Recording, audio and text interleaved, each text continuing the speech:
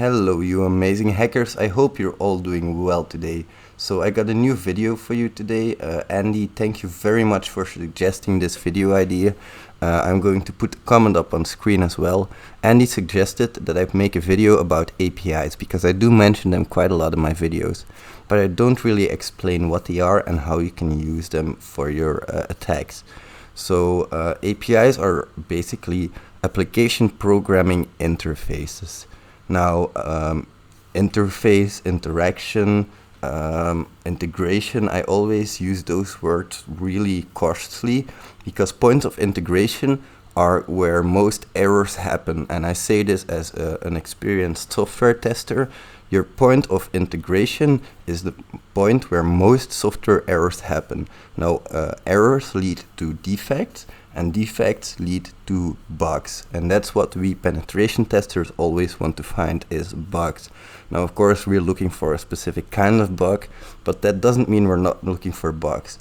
So application programming interfaces, really important. Now another reason why they really matter to me is because everything interacts with an application programming interface. When you're talking about a mobile application, when you're talking about a web application, when you're talking about a desktop application, the moment it makes contact to a server, it's talking to an API. So that means that the moment you're talking to anything on the internet, you have to talk to some centralized system that can handle all of the requests. So whatever you plan on penetration testing, you're always testing an API. Now I'm going to give you guys an example. As you can see on screen right now, I'm playing RuneScape. So this is the client, the RuneScape client. I'm a RuneScape client is sending web requests to my RuneScape server in the background, and that's the API that it's talking to.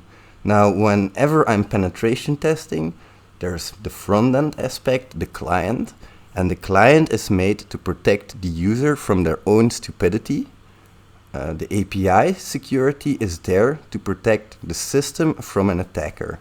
So that's where your point of focus should be most, because front-end validations are only there to protect the user from their own stupidity. When we're attacking an API. Now, of course, you need to know all these front-end technologies. You need to know this Java client before you can start intercepting any requests. But also not really.